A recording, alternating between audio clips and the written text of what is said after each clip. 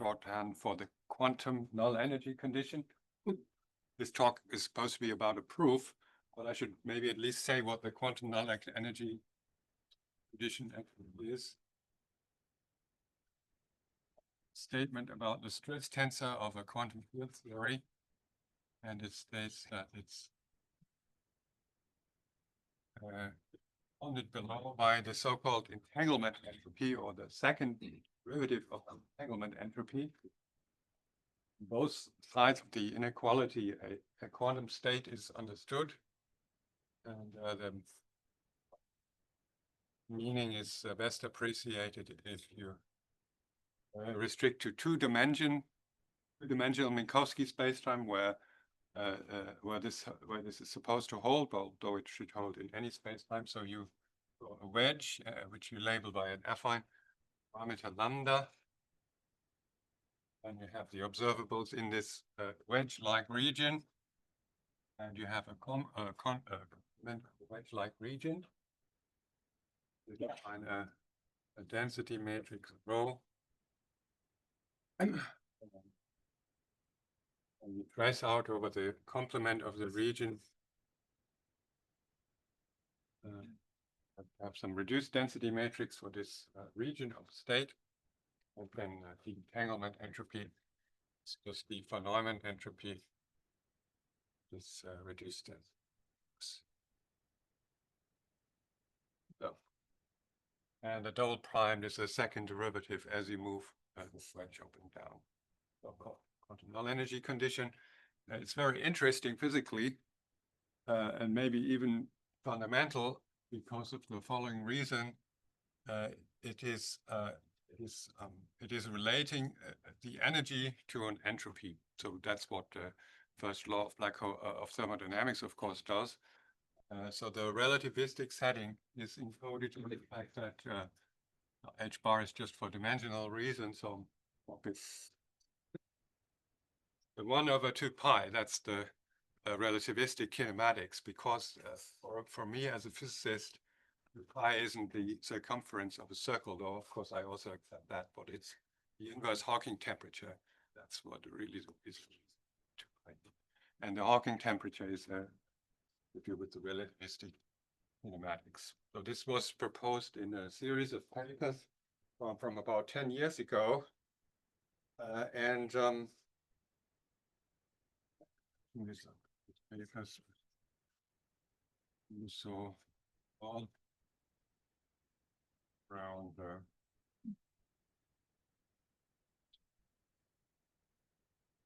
two papers in PRD and another one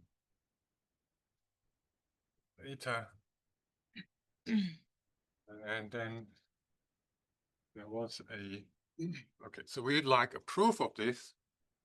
Sorry, the expectation is what's the state? The state is phi.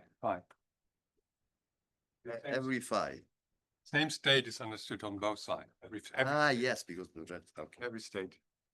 There's a state implicit on both sides, and it's the same state, and it's supposed to be pretty much any state. Right.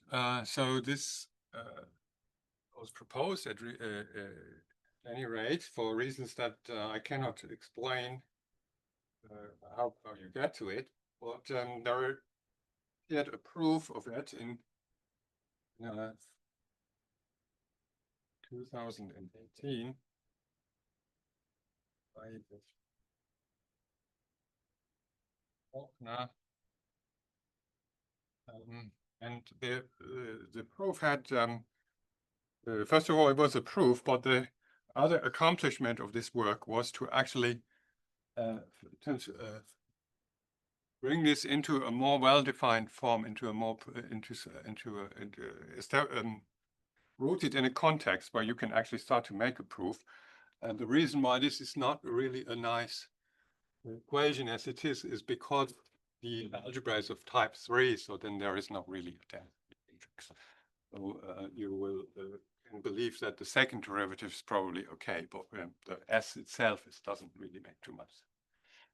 So the context in which this was embedded was the so-called setting of half-sided modular inclusions.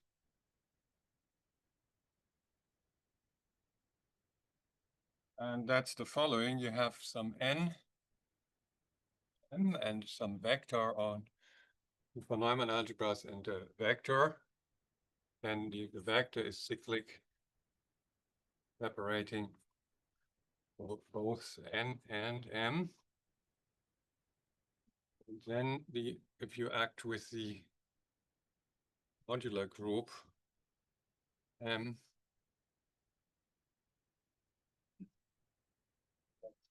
supposed to be inside M for non-negative T. So that's called a half-sided modular inclusion, and the way in which it is realized context is that the N is the algebra of this wedge, and M is the algebra of the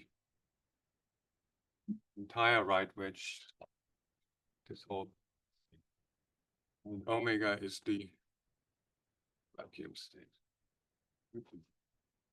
Half-sided modular inclusion, and what you get from just this setting, even forgetting about the space-time geometry, by a set of results referred to as Wiesbrock's theorem, is some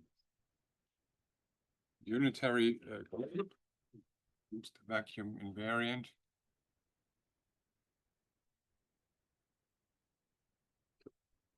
So MA move the algebras up and down automatically by this kind of relation. And then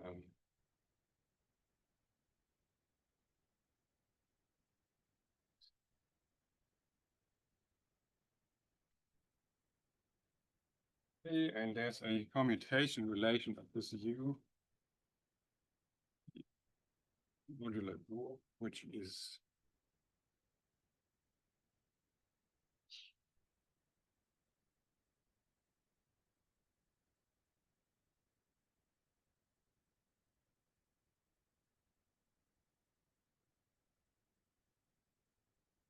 this, and finally U has a positive generator.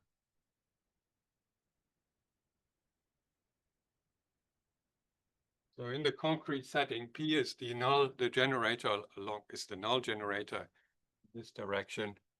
And these relations follow from the usual commutation relations between translations and boosts, because the modular group corresponds to boosts in this geometric setting by the Bissonliano-Wichmann theorem. So that's relatively old, but the progress that was made by that paper was to formulate another condition called the ant as in the little insect formula. And reason for ant is some sort of thought experiment involving some sort of ant, which I don't want to go into. The formula is a variational principle. So you vary over all unitaries in the commutant of A. Then you take a mathematician's notation for the scalar product. Is minus the derivative of the entropy, but now S is not the entropy, but it's the relative entropy. The relative entropy between phi and the vacuum stated with the algebra M of A. So M of A would be this, and I've renamed lambda A. That's the ant bound. And what's the connection to the QNEC? So the relative entropy, that's the Araki relative entropy, but the connection to the QNEC is the following. So because this is a variational principle of if you move A up, then the commutant becomes MFA becomes smaller. So the commutant becomes larger. Therefore, you minimize over more unitaries.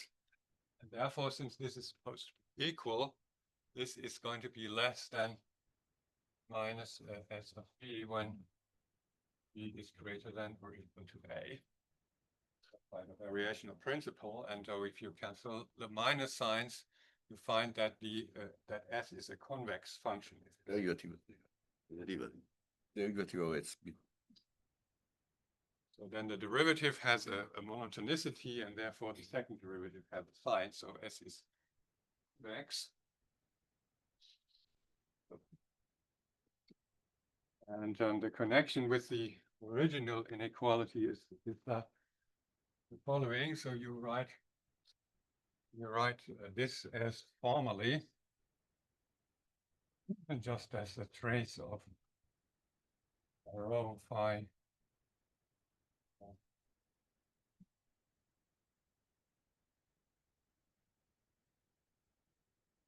pretend that these states have kind of density matrices, which is right. And then rho omega also is supposed to be, by the Bissoniano-Wishman theorem, it's supposed to be a boost. And so formally, this is going to be exponential of minus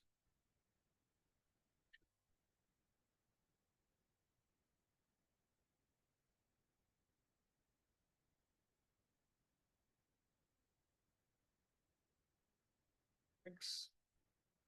And if you kind of substitute that into this expression, it's kind of clear you're going to get here one term that's a bit like the expectation value. It involves the expectation value of t, and the other term, this one is minus the entanglement entropy. And so the convexity condition has the second derivative, and that gives the second derivative here, and it gives this if you do the differentiations formally. So this Can I ask something? Yeah. In the original inequality, Yeah. so the left-hand side should depend on the evaluation of that moment. it's the You expectation. evaluated, this is the density, no? Nu. Yes. So it depends on X, a point in space-time. So this depends on lambda. Both sides depend on lambda. And this Yes. is the reduced density matrix. Lambda. And what is the point, evaluation point in space-time? This one, okay, thank you. Okay, so the idea is that from that paper was which this variational formula also has its roots other places, but certainly the idea to relate it to upsided modular inclusions was clearly spelled out in that paper. So the idea was to rather than proving this this inequality here, which the terms are not so well defined, to say that really what it's supposed to mean is this, and then you prove this. This is kind of well defined. That's the QNEC, and the QNEC and the statement is that S is convex.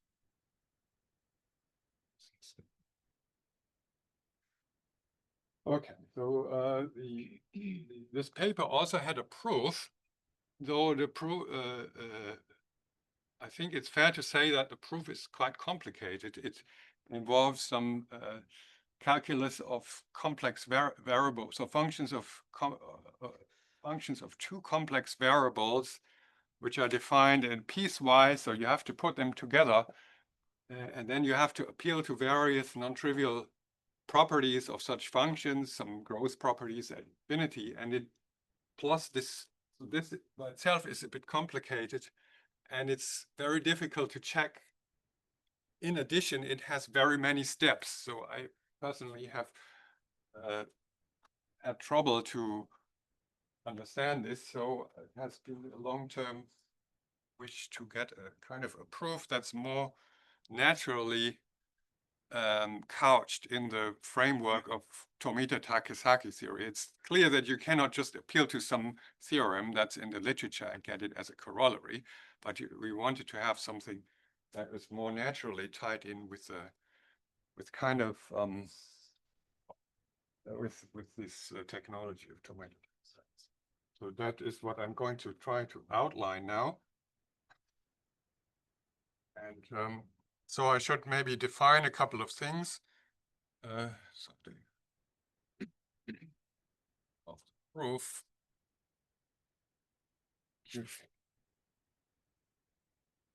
Maybe one word why it's called the QNEC, since so I put here H bar before.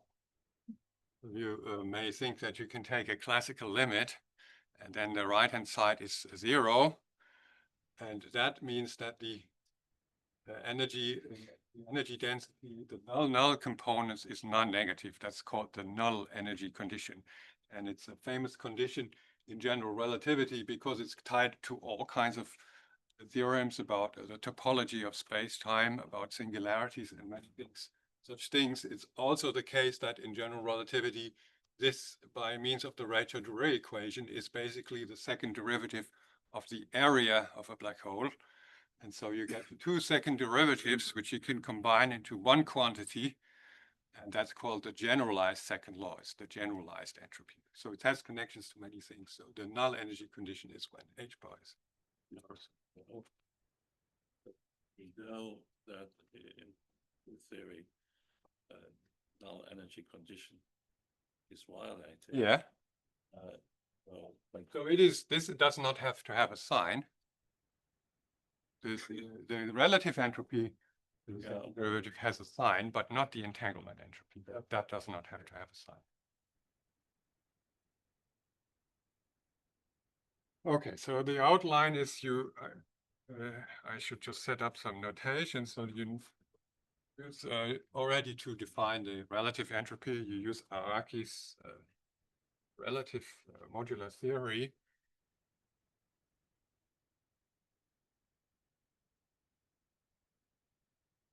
Where you first define this operator and then you close it up. You make a polar decomposition.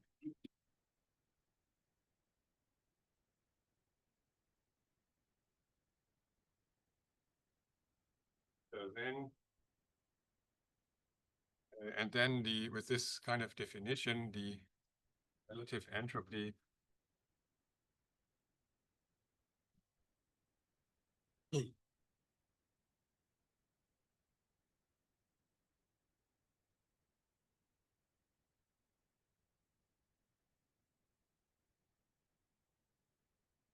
Araki's this definition.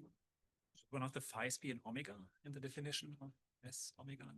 It's the definition, or it's in the definition of. Yeah. Sorry, there's a problem here. It goes from omega, so it should be. Yeah. It's the relative version. Yeah. A very elementary question. So here you had an inequality in the top right hand. Doesn't this give some inequality, some constraint on the second derivative? So your answer to the previous question about the null energy condition was that this second derivative could have any sign. Yeah. So this is the second derivative of the relative entropy, which has a sign, and then you use that formula for the relative entropy, and it gives 2 terms, and one term is going to be this, and the other term is this. So the difference has a sign. That's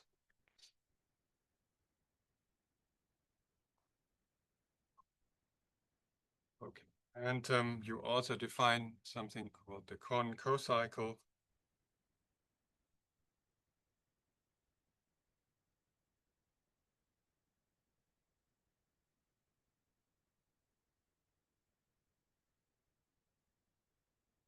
Kohn formula is due to Araki, I suppose.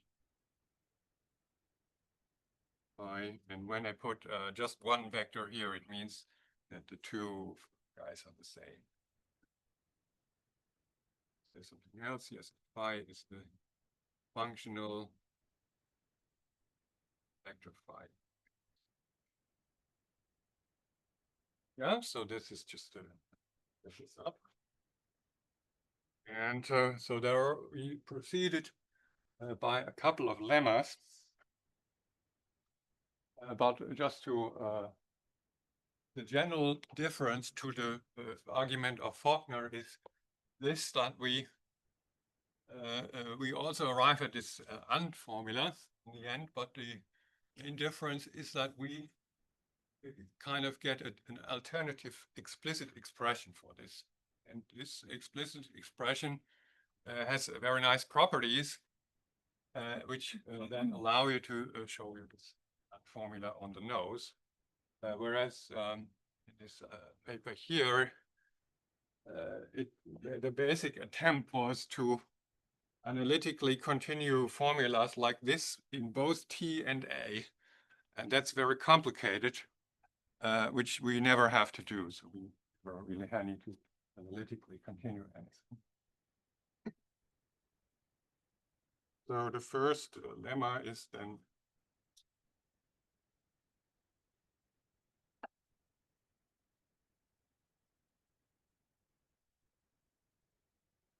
first lemma is needed to get a formula for the derivative of the relative entropy. Yeah, and that is fine, but then S of A is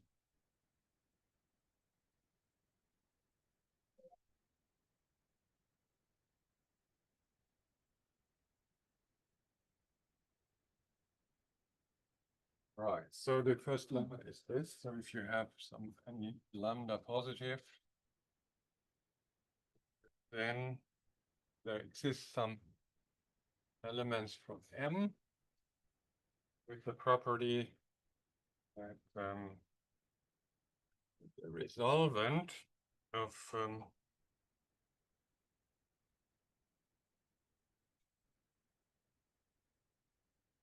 one applied to phi m lambda of omega. That's one thing, and the other thing is m lambda star is one, and integral in a appropriate topology. We explain what it is, and I won't prove it, but so this can be seen as this type of formula can be seen as similar to what is called Tomita's lemma. If you're familiar with Tomita-Takesaki theory, that would use only one stage and not two, but it is kind of a bit analogous. And then using this lemma, I get another lemma.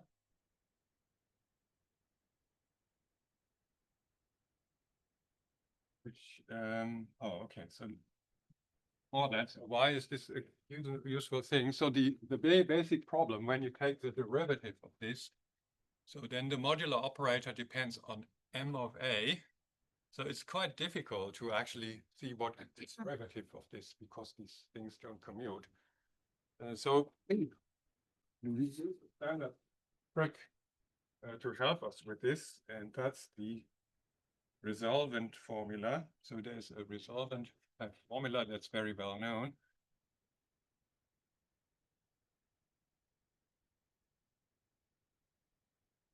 And it's just an alternative formula. I put just M or M of A. So rather than taking the log, you kind of use an integral representation of the log, which itself is not very difficult to prove. Which we know that.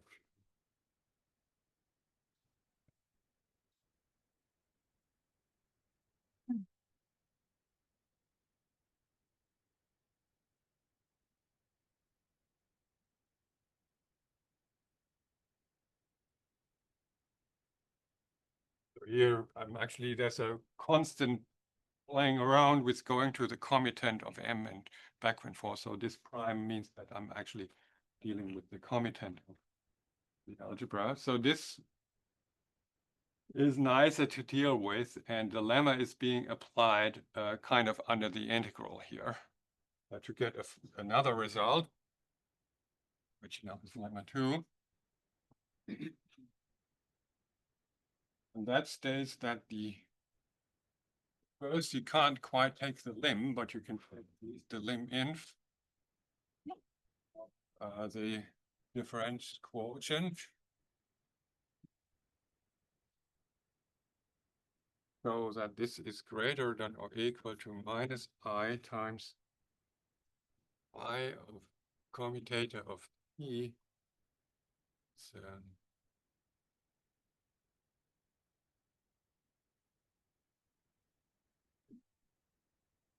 phi of A primed is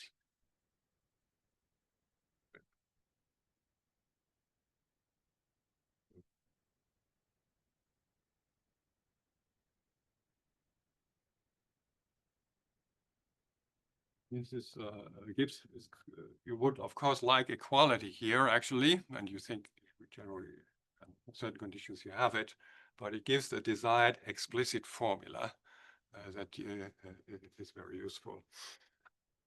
Sorry, the prime is with respect to lambda, no? Or No, the prime is respect to the commutant. Yes, So you get a modular operator, you can take it with respect, you have a vector, so you can take it with respect to the von Neumann algebra or the commutant. sorry, They're of course related to each other through J and so on. But it's useful, you have, it somehow appears that this comes in. So you assume as A is finite. Yeah, so let me show, so there are some conditions here indeed. So the condition is if it's not quite that, but it's a domain condition. So phi has to be a quite nice vector, has to be in the intersection of certain domains. That's kind of enough. Okay, now you, as I said, you would like the equality basically. And so there's another very nice formula that was already in the paper by Zayan and Faulkner from 18, but it's also in a paper by myself and Roberto from 5, not this one, another one. And it's a very nice formula. So you have S of A as defined. And then you can compute the entropies also with respect to the commutant. And you can compare. And the point is that this is just 2 pi E minus A.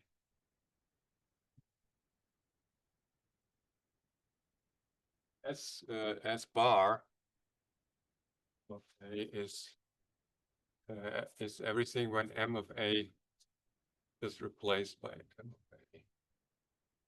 Prime. I didn't want to put a prime because that would look like a derivative. So this is like the entropy difference, and is the entropy difference of the complementary system, and they're not quite the same. They differ exactly by this term. So it's called a balance equality. And you see, if you take kind of two derivatives of this equation, because this is just a linear function, so two derivatives, this term is being killed. So you can basically relate this, two derivatives of S to two derivatives of S bar. And you can also relate then one derivative. And since you're going to have a similar formula for S bar with another inequality sign, you can just then add them up and get, or compare them and get a kind of equality.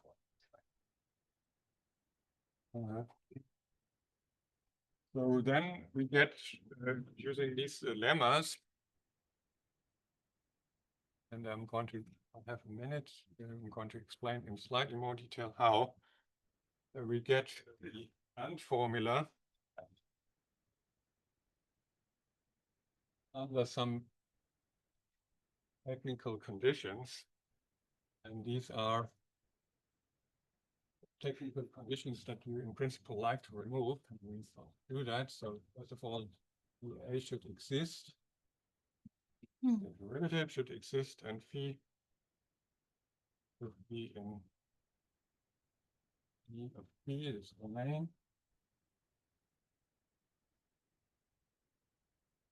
And there's a third condition which involves the co-cycle commutant actually. This is true for all sufficiently large S. So this condition hasn't appeared. The other two are kind of plausible because you've been attempting to take some kind of derivatives which will kind of involve P, and then kind of this term will only be defined basically under this condition. So this is quite plausible. This one has not really appeared. And the point is the following. So there's another lemma. That's maybe really the maybe most important one. That's just another formula which kind of relates this quantity for the original states and the co-cycle flowed states. I'm going to write it down though, even it's a bit lengthy. It's the statement that if you look at this kind of product, minus I P, and then log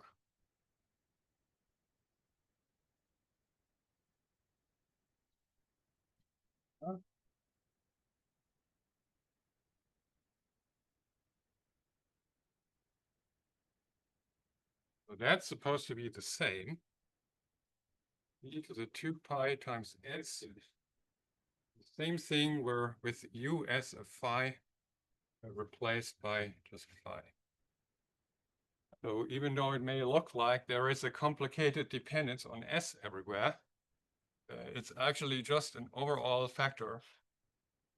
And since this is up to a prime, this is basically the quantity that you're going to have in the derivative of s.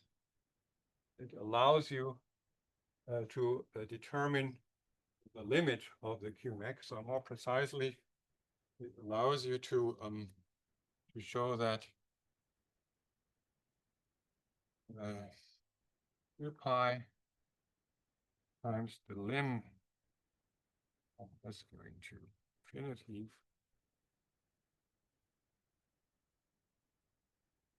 So this would be something like this term here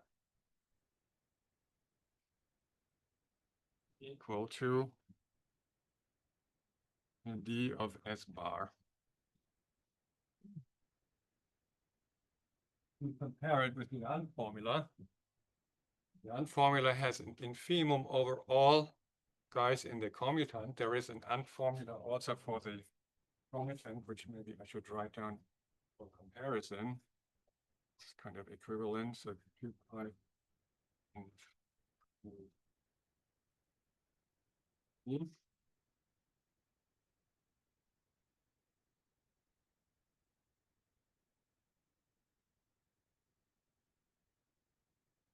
it's the same AND formula just for the commutant. So if you compare the two, so you can relatively easily see from the balance formula that the derivative here is always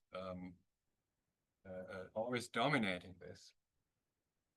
And so you just need some use that actually gives the infimum to show that the variation, you achieve the infimum of in the variational principle.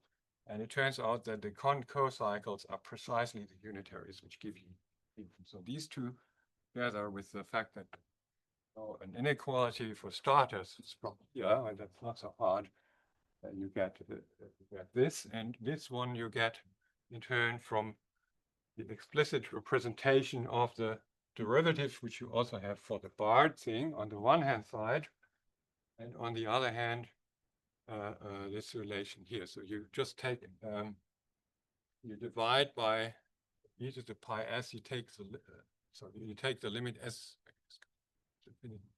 take the limit s goes to minus infinity, and then you kind of immediately conclude this is a one line.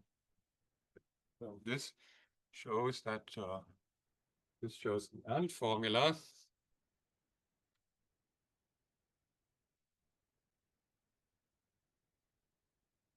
Now you want actually the convexity, and you want to get rid of these technical conditions.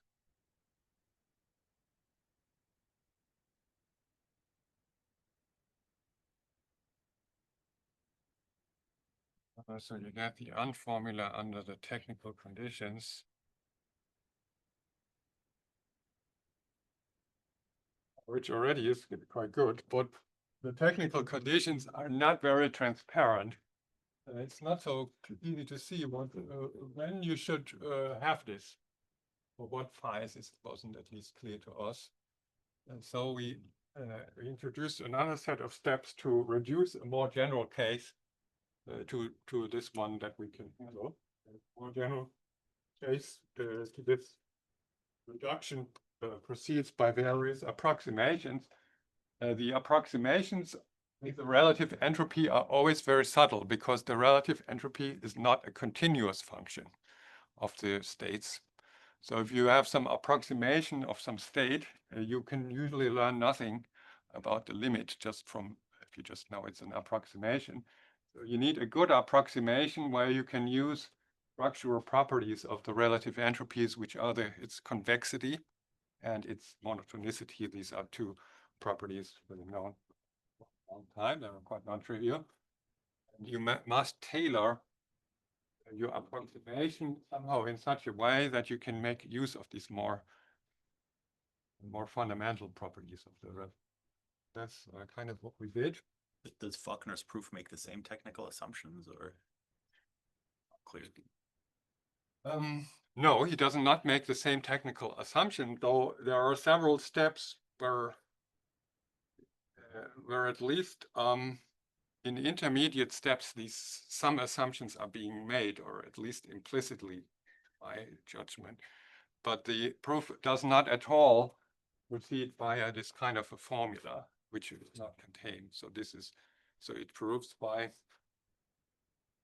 Maybe if you allow me to comment on that in the end, I just want to.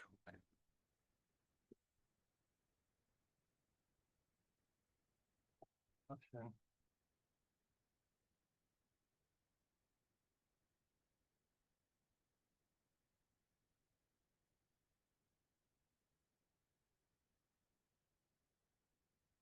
So the approximations that we make are in the following way. So you first try to use states, so reduce states or generalize rather, say, publish. So there's always a very natural condition on states that appears all over the place in this business. So you can study the case when the two state functionals dominate each other. This is a kind of standard setting. This is a very nice one. This, as such, does not make a connection with P, of course. So the connection with P is the following. First, you assume this, and then you define a regulated state where T is a channel which kind of smoothes out M. And everything works together very nicely. You smooth out M by the translations. The channel H. So you know that for a channel, the relative entropy can never increase. So you can use that information then to show that as lambda, which is the relative entropy evaluated with this kind of regulated thing, goes to S lambda 0. So this now indeed uses convexity and monotonicity.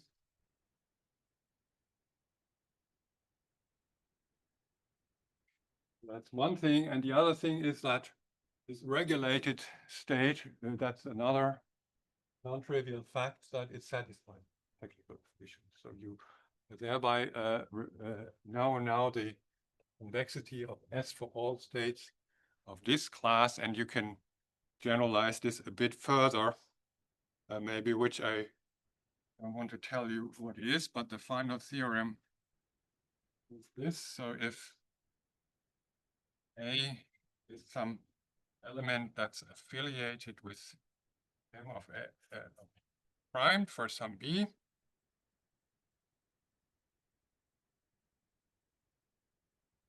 then S is S of A. It's convex. Of any for A greater than. So that's our theorem. We still have a domain assumption. And maybe one can get rid of it, maybe not. That was not totally clear to us, but it's a very, very general class of states. Of course, dense in all states. So that's our proof. In the last 2 minutes, maybe I'll say that you can, the version of this, so the setting of half-sided modular inclusion is not limited to 2 dimensions. Let me just give you the geometric idea. So in more than 2 dimensions, you have obviously directions that go out of the board. And you can replace this point by a cross-section that wiggles. And then this is still a half-sided modular inclusion. And the same proof, obviously, which only uses that abstract setting, still applies. And so then if you vary over all possible wigglings, you get actually formula still back here. So it's not, I just did a 2-dimensional case too. Yeah, and then there is another generalization to the dominant, so-called dominant quantum dominant energy condition, which I could talk about, which is kind of in a sense, a corollary of the Q. That work has not appeared, so I would not. Here, thanks. Thank you.